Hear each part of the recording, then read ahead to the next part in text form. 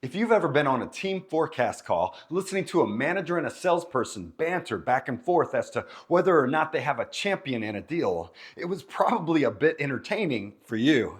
But has that ever been you in the middle of this frustrating and maybe even embarrassing tangle in front of your peers?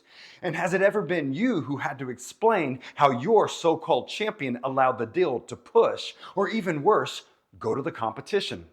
Well, I'm going to help you avoid the conflict and the disappointment by sharing what's actually the 4 criteria for what makes it the true definition of a champion.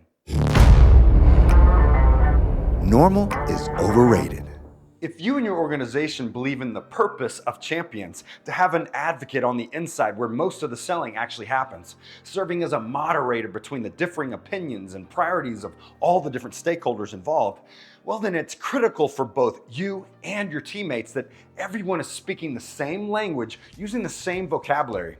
And this starts with aligning on a non-negotiable definition of just what a champion is, as opposed to a coach or just someone who we hope becomes a champion.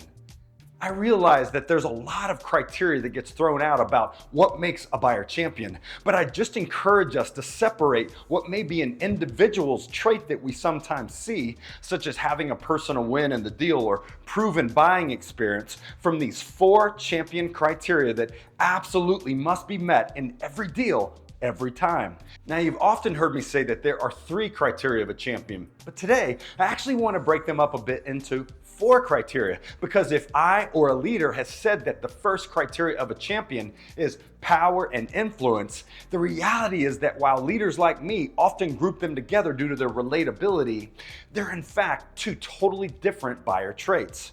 So the first and second criteria of a champion are power and influence. Now, they're actually related in that they are both personal characteristics of the buyer themselves, but especially in this modern buying age, it's critical that we know how they're different and why potentially one may be more important than the other. You see, when a buyer has power, this represents their level of authority. This is usually something tangible, like their formal position in the organization or their role in a specific decision process. Power means that they've been appointed the strength and authority over this decision. Now, when I was a rep and power and influence was introduced to me, I actually thought they were the same thing for a while. But what I learned, and what is becoming even more evident in today's modern sell that involves far more alternative, innovative, and often confusingly overlapping solutions, is that champions must have influence. Unlike power, which is about strength, influence is about people, the ability to get other people to change their perspectives and behaviors. And while power is often appointed by the organization, influence is earned. I learned this the hard way in an opportunity years ago where I knew I was working with power. I was selling to the largest travel reservation system on the planet. And on the org chart, the guy that I was working with was at the top of the application team.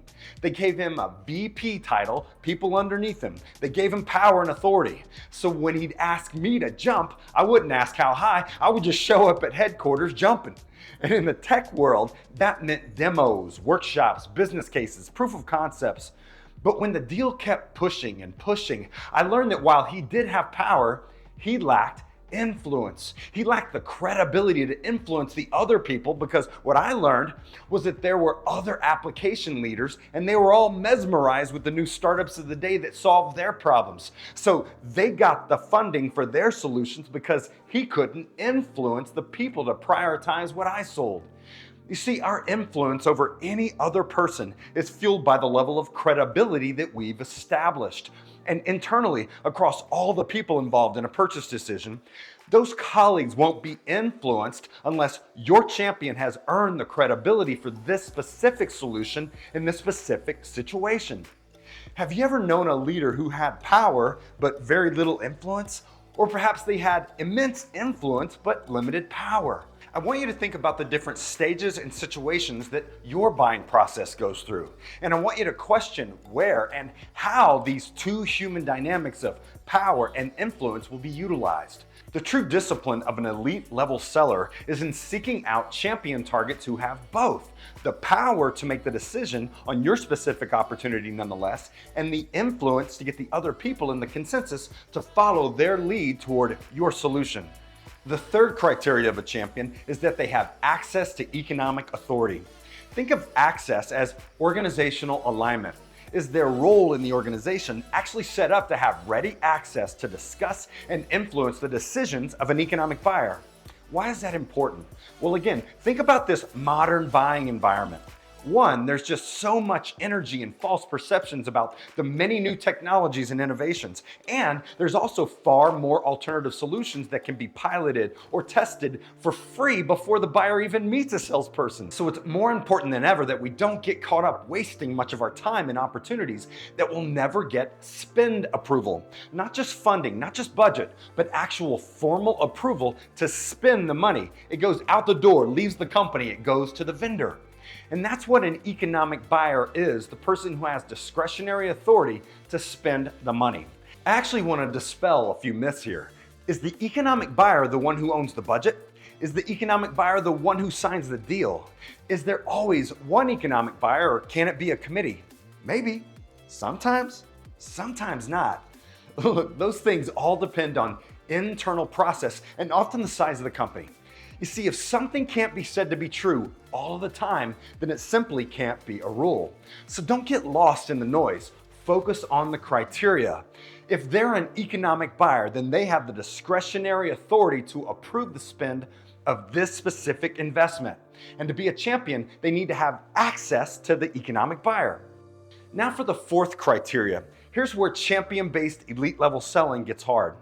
We don't just need buyers who have access to economic authority and power and influence over others. Quick pause. Now, if you're getting value, please hit subscribe, tap like, and drop a comment so more people can find this and I can help more people.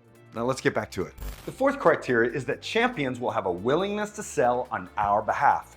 And that means just how it sounds. No matter how smart, charming, or influential that we sellers think that we are, the majority of selling happens internally when we're not there.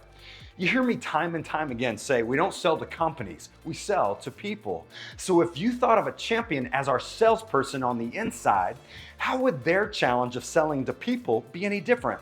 Think of it this way. If we humans tend to buy on emotion and justify with logic, then if no one is investing the time and patience to understand and influence our decisioning, we'll just naturally get caught up in the decision criteria that's easier, reduce our risks, cost less. You see, because making decisions that are best for the company versus the easier decision to make, well, that's just not how our emotional brains are wired. Besides the sales work that we put in to build a champion, we'll need those champions to overcome internal emotional buying instincts like a false bias, an irrational point of view, or a fear of change. And it's not because of our sales deficiencies, it's because of human buying deficiencies. Just look at today's economic buyer, for example. In this modern age, trust me, they're far more educated on the different technologies out there than they ever were. With CFOs and technology finance buyers, they used to play this ignorance is bliss card. But can you imagine making a funding decision on a technology purchase today without at least basic knowledge about the technology in the market? Well, there's the human problem that a champion needs to solve. If economic buyers, who are human beings by the way, now have at least a rudimentary understanding of the solution options out there, then there's a reasonable expectation that they'll be forming some bias for those solutions, positive or negative. That's just the way our human minds work. So this is where we need our champion. No matter how short the sales cycle or low the price, we'll need our champions to get those economic buyers and every decision maker in the consensus to mentally align to us. Well, that takes time, it takes energy, and it takes commitment. But see, we sellers, while we may have all the energy and commitment, we only get a limited amount of time to sell to all the buyers. Now, as there's more technology available, there's more information available too. So you're probably experiencing that you're getting less and less time to sell to the buyers. They just don't think that they need you as much as they used to, and they probably don't. But this is why our fourth criteria of a champion, a willingness to sell on our behalf, is the prime, uppermost, and indispensable criteria for us to separate a champion target from an actual champion for us.